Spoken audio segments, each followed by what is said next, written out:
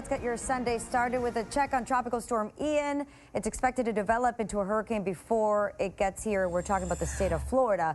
Erica is following it closely. What can you tell us? Lorena, the thing is, we've been watching the system and waiting for that strengthening, and it's had a difficult time to strengthen because it's been dealing with some strong upper level winds, wind shear, if you will. But as of 5 a.m. here, the very latest numbers, winds of 50 miles per hour. It is still a tropical storm if you are just waking up with us this morning. It is still moving towards the west-northwest at 12 miles per hour, being tracked out of the Cayman Islands. You can see it's going to be nearby there in the next 24 to 48 hours, and it's a little less than 350 miles to the south-southeast of Grand Cayman. Latest forecast track does have that making the northwest turn. Once it moves into these warm Caribbean waters, they're talking quick strengthening, possibly even becoming a major hurricane before that brushed with land near western Cuba. Moving into the Gulf of Mexico, we're very familiar with the warm waters there. The good news is South Florida does remain out of the cone. The bad news is the system is still forecast to be a Florida landfall at some point Thursday to Friday. The question is, will it be near the Panhandle or will it be somewhere along the west central coast? Latest spaghetti models are in agreement. The system will take it very close to western Cuba, if not over, just offshore. So they're tightly in agreement up until about Wednesday or so, still as a major hurricane. Then moving into the Gulf of Mexico, that's when we see those models begin to diverge a bit. Some of them taking it far west into the end of the Panhandle, some of them just along the west coast of Florida near Fort Myers or Tampa. So we're going to have to keep a close eye on it because any shift in this track means changes for South Florida as far as impacts are concerned. Here's a closer look at the latest forecast track for Ian. Here's Jamaica, here's Cayman Islands, here's the tropical storm Ian. As we head into late tonight into early tomorrow, Cayman Islands coming very close to the system. You can see here possibly with a Category 2 hurricane just to the west of the islands with winds of 105 miles per hour. The National Hurricane Center is suggesting that more strengthening is possible, and this could become a major hurricane before even crossing western Cuba, possibly with winds of 120 miles per hour, moving into the Gulf of Mexico, even strengthening further with winds of 130 miles per hour. And then just to the west of South Florida, have a major hurricane where you can see the cone includes areas like Fort Myers and Tampa and all the way into Pensacola. So that's why the cone remains that large once we get into the end of the week. We do have hurricane watches and tropical storm warnings in effect for the Cayman Islands, hurricane warning as well for the Cayman Islands, and that tropical storm watch does include the northern and southern coast. So warm waters right now between 85 and 89 degrees here. That's why that quick strengthening is forecast to continue through the Gulf of Mexico. We'll have to continue to watch things here in South Florida. We compare the two models, of course, for the GFS and the Euro. Both of them are in agreement for now, but once they move into the Gulf of Mexico, that's when we begin to see some differences as far as what track it'll take, farther to the east or farther to the west. And any track to the east means impacts for South Florida will continue to increase. So we need to talk about those impacts for South Florida, especially as we head into the upcoming work week. So we continue this team coverage on Tropical Storm Ian with meteorologist Jackson Dill. He's here with more.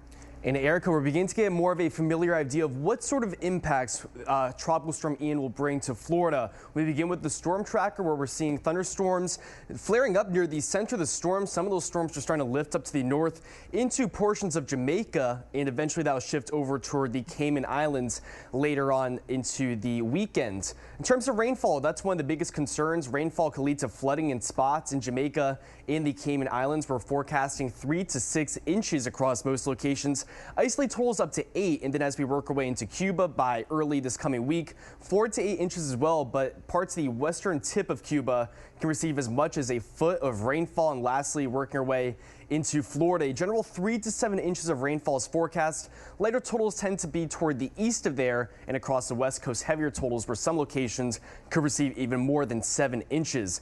Of course, with this heavy rain, we will see some flooding, and the Weather Prediction Center has outlooked all of South Florida in a level 2 of 4, slight risk for flash flooding on Tuesday. So flooding definitely a concern as you get quick, heavy rainfall that could easily lead to some street flooding. So here's a comparison of the model guidance as we get toward tomorrow. The European models are already starting to bring some outer rain bands across Florida during the day on Monday into tomorrow night, but the heaviest of rain looks to move into our area as we get to Tuesday and Wednesday. Now, the European model will be closer to the coast, so that's a wetter solution, and it's a little bit quicker, so we'll start to see the storm lifting out as we get toward Thursday. The GFS model, the American model, a little bit slower. We'll still start to see some showers moving in, especially Monday evening, but the worst of weather looks to be Tuesday and Wednesday as well, with more of a persistent rain with times of heavy rainfall possible. but it's not as wet thanks to the track being more toward the west over the Gulf of Mexico, and it's a little bit slower, so we still could see some rain lingering into Thursday and perhaps Friday.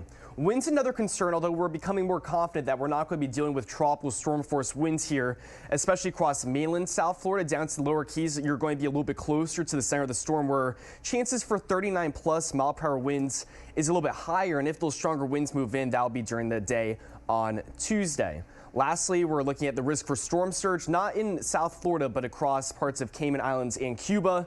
A general range of up to 2 to 4 feet for the Cayman Islands is forecast, but across western parts of Cuba along the southern coast, that's where we're forecasting as much as 9 to 14 feet of water inundation. So here's the timeline of what you should know in terms of timing out the impacts from Tropical Storm Ian. Today, continue to watch WSVN for the very latest forecast. We could see a few showers and storms today, but that's not associated with the storm.